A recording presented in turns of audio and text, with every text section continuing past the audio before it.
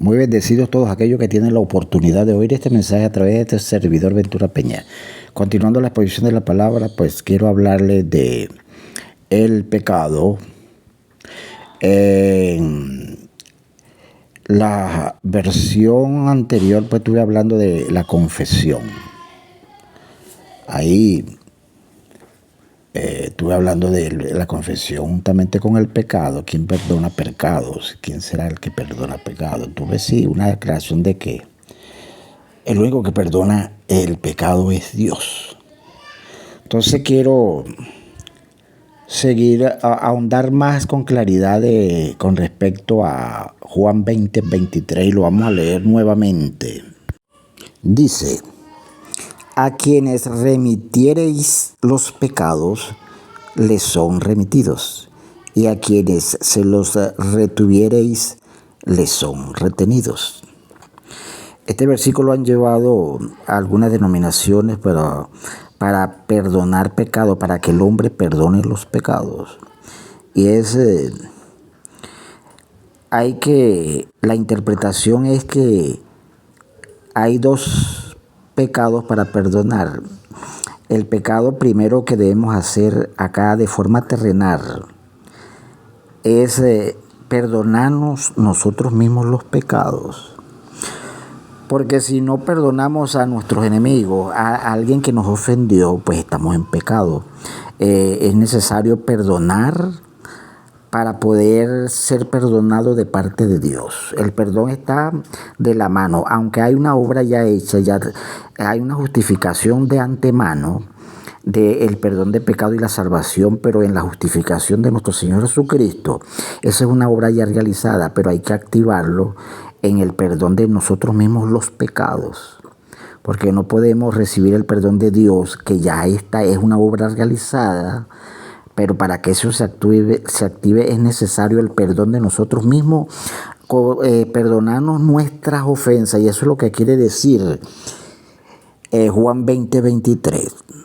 El que reciba la palabra de Dios, y para estar bien con Dios es necesario, si retenemos el perdón a aquel que lo necesita, pues no somos limpios, ¿verdad? Hay que perdonar a aquel que nos ofendió, perdonarlo para nosotros poder ser limpios, ¿verdad? Y no tener ninguna mancha internamente en lo más íntimo, en lo más profundo de nuestro ser, ¿verdad? Entonces Dios nos limpia de todo pecado con la sangre de Cristo y nos perdona el pecado, pero debemos activar el perdón desde acá, desde casa. El versículo 19 es clave. Él, cuando se reúne con ellos, él los saluda y le dice: la paz sea con ustedes. Esa paz tenían que buscarla primero entre ellos, perdonarse sus ofensas. Y le volvió a repetir, al versículo 21 también le vuelve a repetir por segunda vez: la paz sea con ustedes. Ahí es donde él sopla y ellos reciben el Espíritu Santo. Y los envió como mi Padre me envió, yo los envío.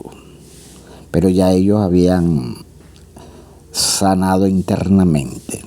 Es por eso que ellos, como testigos, llevaban era la paz, a predicar el evangelio buscando la paz de un pueblo de judíos y gentiles, para que ellos se perdonaran sus ofensas, como dice Efesios 2. Al ellos perdonar sus ofensas, buscaban la paz y tratar de buscar la reconciliación con ellos, para que ellos llegaran a ser un pueblo en un solo hombre, en esa unidad. Para eso es perdonarnos acá abajo, acá en la tierra. Debemos perdonar nuestras ofensas para que pueda Dios perdonarnos del pecado original. En Mateo 6, 14 y 15 dice: porque si perdonáis a los hombres sus ofensas, os perdonará también a vosotros vuestro Padre Celestial. Mas si no perdonáis a los hombres sus ofensas, tampoco vuestro Padre os perdonará vuestras ofensas. Esa es la realidad de Juan 20:23, es lo mismo. Estamos llamados para perdonarnos nuestras ofensas, mientras que Dios nos perdonará si perdonamos al pecado concebido en el huerto del Edén a través de un hombre que pecó y todos pecamos. Ese pecado original, envasado a la desobediencia de Adán, pues ese pecado es quitado por parte de Dios a través de obedecer su mandato. Entonces estamos llamados a perdonarnos nuestras ofensas para que Él nos perdone de ese pecado donde tiene cautivo al hombre, donde es esclavizado. Pecado de un solo hombre que Él cometió. Ahora nos vamos con una cita con más claridad de que el hombre sí no puede perdonar pecados. Y nos vamos a Mateo 9, que dice: entonces, entrando Jesús en la barca, pasó al otro lado y vino a su ciudad. Y sucedió que le trajeron un paralítico tendido sobre una cama, y al ver Jesús la fe de ellos, dijo al paralítico: ten ánimo, hijo, tus pecados te son perdonados. Entonces algunos de los escribas decían dentro de sí: este blasfema. Ellos pensaban internamente. Y conociendo Jesús los pensamientos de ellos, dijo: ¿por qué pensáis mal en vuestros corazones? Porque, ¿qué es más fácil decir? ¿Los pecados te son perdonados? O decir: levántate y anda. Pues para que sepáis que el Hijo del Hombre tiene potestad en la tierra para perdonar pecados. Dice entonces al paralítico: levántate, toma tu cama y vete a tu casa. Cuando ellos dicen este blasfema, es porque ellos no saben que Jesús es Dios. Él lo ven como hombre. Lo están viendo como hombre. Entonces es por eso que Jesús, sabiendo sus pensamientos, pues le dice que Él tiene potestad de perdonar y hacer los milagros que hizo Él con el paralítico. Entonces, ellos tenían una razón de que, al decir de que la blasfemia está en que ellos conocían a Jesús como hombre cualquiera, y es una verdad. Ellos estaban pensando en su pensamiento que el hombre no puede perdonar pecado, pero Dios sí, Jesús sí tenía esa facultad. Por eso lo perdonó y lo hizo que anduviera, se levantara y quedara sanado. El Dios mismo, Jesús. El hombre no puede perdonar pecados, tan solo nuestras ofensas. Juan 20:23 habla es de que debemos perdonar las ofensas. Estamos llamados a eso ya. Entonces han tomado ese versículo para decirle que el hombre sí puede perdonar pecados. No, está claro de que la oración del Padre Nuestro dice: Padre nuestro que estás en los cielos, santificado sea tu nombre, venga a tu reino, hágase tu voluntad aquí en la tierra como en el cielo. Perdona nuestros pecados, como así nosotros también perdonamos a los que nos ofenden. Ese es el Padre Nuestro, esa es la oración. La oración de aquellos que no han recibido el reino. Porque el que recibió el reino, ya el reino está en. Dice: venga a tu reino. Ya un creyente, esa oración ya no le cuadra, porque ya el reino está en él. Ya Cristo vive en él, ¿verdad? Entonces hay un gobierno instalado, porque ya vino.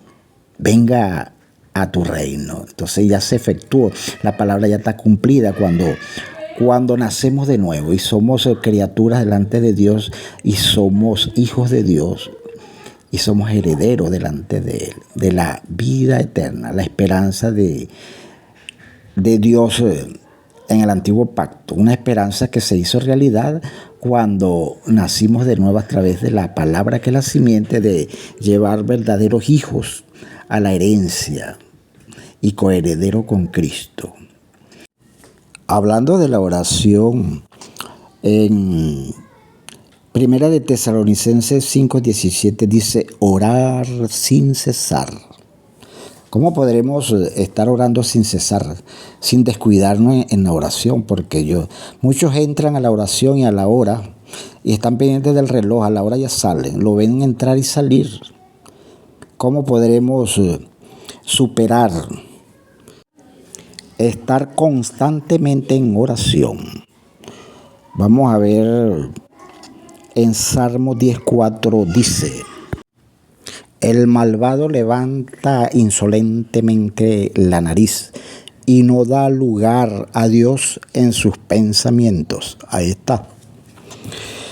Todo aquel que ha nacido de nuevo anda siempre con Dios en sus pensamientos, meditando siempre en su ley, porque estamos en su templo. El cuerpo de Cristo es templo y es casa de Dios.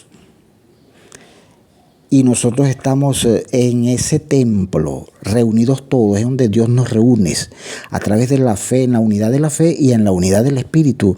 Dios nos llevó a su templo. La casa de mi padre será casa de oración, hablaba de su cuerpo. Igual cuando dijo, le preguntaron los fariseos, danos alguna señal por qué haces estas cosas, por qué te sacaste a los cambistas que vendían de mercadería vendiendo cosas en el templo. ¿Por qué haces eso? Él le dijo, ¿alguna señal? Les dijo, destruid este templo y lo levantaré en 3 días. Él hablaba de su templo. Entonces, el templo de Dios es casa de Dios, es casa de oración, y nosotros estamos en su templo, en reunión con Él, a través de la unidad de la fe y la unidad del Espíritu. Esa es la verdad. Cuando llegamos a esta etapa de haber dejado la lactancia y nos ubicamos en el templo, en el santuario de Cristo, que es su cuerpo, estamos en oración permanente. Es por eso que entra uno y no lo ven salir, porque es de forma espiritual. Mientras que algunos entran y salen, lo ven salir, pero al espiritual entró y más nunca lo vieron salir, porque está en oración permanente. Y es casa de oración permanente cuando siempre andamos meditando en su ley, a cada instante. Como pueden ver, no es que el espiritual no le guste la oración, es que entró en oración permanente. Así es la palabra de Dios y hay que entenderla. Si la fe que Dios me dio, pues no me crean a mí ni nada. Yo solamente busco la aprobación de mi Dios y tratar de que alguien le guste, no que le guste, sino que reciba el mensaje como tiene que ser, la verdad. Bien, bendiciones para todos aquellos que lograron esta conexión a través de este servidor. Hasta una nueva edición.